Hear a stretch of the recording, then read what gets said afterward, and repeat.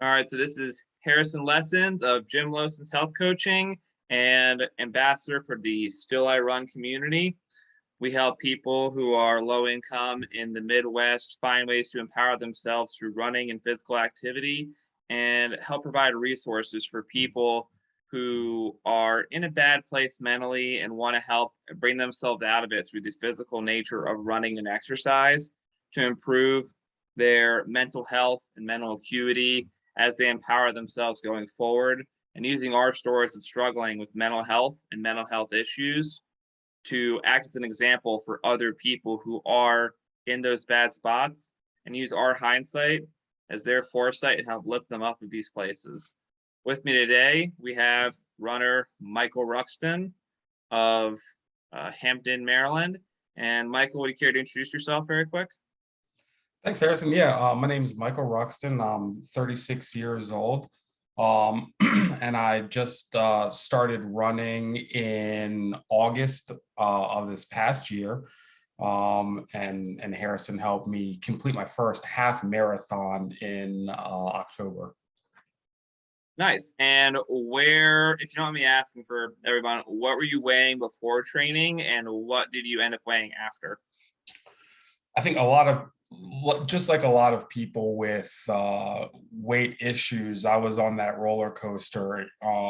So I was up and down a lot, but at my worst, I was at 260 pounds in November of last year. That's the heaviest I had ever been. And obviously the physical health was suffering, but it really took a toll on my mental health as well.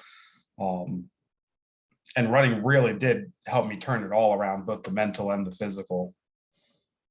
And how exactly did it do that? Was it just finding ways for you to empower yourselves by taking ownership of your own activity? Was it the endorphins? I mean, I don't want to put words in your mouth, but you tell me, how running and how structured programming and a goal to shoot for, like how all these things help give you some direction for yourself and help give you, improved mental health. That's a very vague term potentially to a lot of people. Yeah, it's funny. I think it just kind of clicked with me this summer because I had tried running in the past. I had been a gym rat before and kind of like, been consistent and fell off and been consistent again and fell off, kind of like, my weight gain and loss. But when it stuck this time, it really was because I gave it a chance and was able to kind of like, I found a trail. And I really think that's what hooked me, running on a local trail near me and just being able to like get outside, have something that I'm feeling good about myself, the sweat equity, putting it in. And the fact that running is like something that you can do anytime. All you need is a pair of shoes. You don't need any gym equipment. You don't need anything fancy. All you need is to put the shoes on and go outside. So anytime I was having any kind of issue, I'd run it out.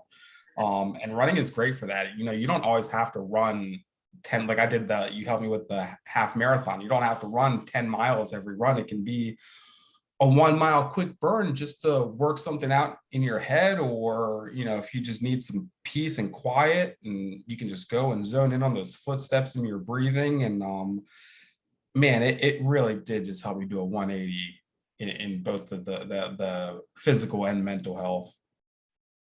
And that's amazing. You should obviously be very proud of yourself for all that. There's a lot of people who end up accomplishing some really big goal, and that massive, weight difference is just so empowering to do all of that. What I would ask of you here real quick is, the best lessons you learn through any kind of experience, you have to see it for yourself. But if you had any sort of questions, or not questions, if you had any sort of advice you would give to someone else who is looking to bring themselves out of a dark spot and physical activity could be that route, what kind of advice would you give them? Like, what kind of hindsight could you utilize in this case? Just keep trying. That's really what it comes down to. Like there's no one thing that's going to work for everybody. If there was, like, all this stuff would be a non-issue. And things change throughout your life. Like I always used to hate running, and now I run a 5K 5 times a week. So just find what's going to work for you. Not everything will work. And that's unfortunately how it is with a lot of mental health issues. Like you'll get told to do X, Y, Z and none of it works. And you're back at the drawing board every time. It's frustrating, but that's kind of unfortunately how it is. You just keep throwing stuff at the wall and see what sticks. And when things do stick, man, it's fantastic. Mm-hmm. And that's, again, discipline, consistency, and really the grit to keep pushing through is so important. So I'm glad you're seeing that.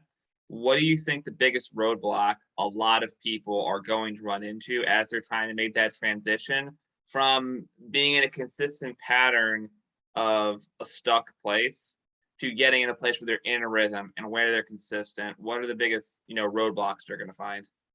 Change is hard for anything. My previous job was in the addictions field. And I mean, if you want to wake up and drink a glass of water every day, like that simple task is going to be very hard for you to get into your routine.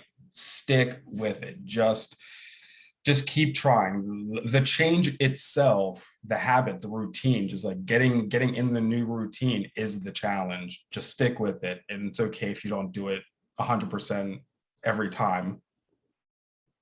Yeah, 100%. It's right. And a lot of times it's very difficult to stick with things when you're on your own.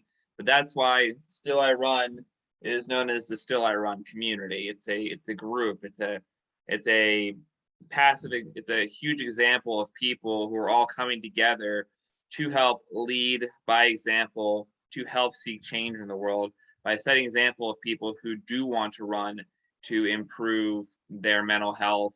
I want to highlight things that will break the stigma where people don't think it's okay to not be okay. We can highlight that. You see a lot of people who are out there in the world and you don't know what they're struggling with. You don't know what they're checking at the door to go to their jobs. And a lot of the fights that I'm having, that Michael's fighting, that you're fighting, that your neighbors, your peers, your friends, we all have our own battles. And it becomes a lot easier when we work together and work cohesively to solve these issues. So this is how we take that precedent at the forefront to act as symbols of change, and how we would encourage you all to do the same and finding those things that work for you. So you've seen it work for Michael, it can work for other people. Find that tribe and help work for yourself. So any closing thoughts, Mike? No, I think you hit the nail on the head. Just stick with it, give yourself a chance. And if you can find a community, find that community. Mm-hmm. Absolutely. Well, thanks for your time. Like I said, if you don't have a community, you always have a coach. Gym Lessons Health Coaching. And Mike here has also worked with me on a coaching basis in the past. So, Mike, would you care to give me any thoughts to how my coaching style has actually worked for you on a running, training, pragmatic level? I think your coaching has really been a game changer for me, not just with the half marathon training, but with the mobility training that you would give me through the app. That I think is really what helped me, like the ankle mobility and the shoulder mobility exercises, like even continue to pay dividends today. I was just telling you about how I've just gotten back to doing back squats, which I haven't been able to do in over 2 years. I've had 3 shoulder dislocations and I couldn't, my shoulder wouldn't let me get my hands behind the bar. So I was stuck using the squat safety bar. And I forget what it stands for, the CAR shoulder rotations. CARs, controlled articular rotations. I swear those have been what have made the difference. I've been using those just in my like daily routine, or when I'm just like feeling like it.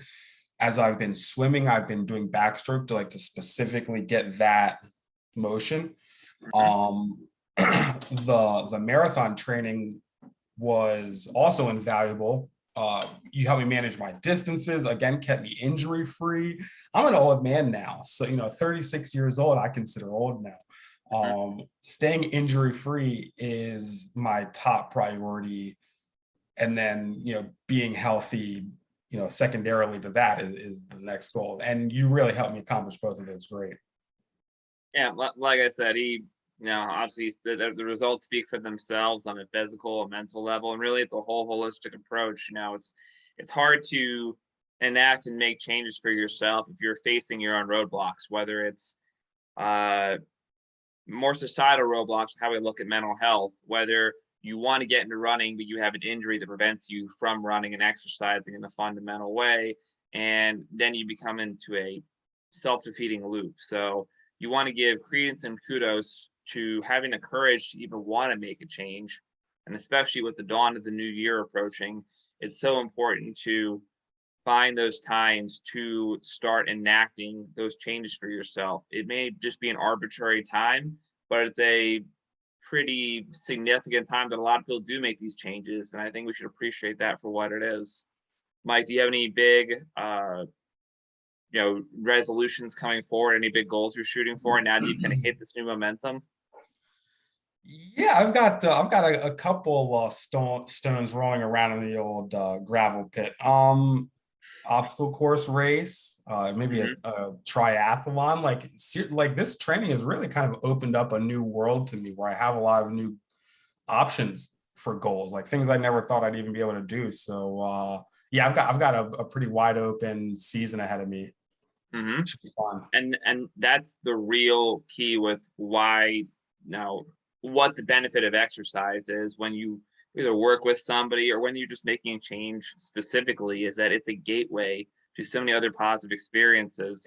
Physical is a bridge to improvement in your mental, the emotional, the spiritual. You find outlets for yourself. You can better emotionally regulate. You empower yourself by finding ways to improve your self-efficacy or your sense of self-capability. And then all of a sudden, a half marathon becomes a Spartan race.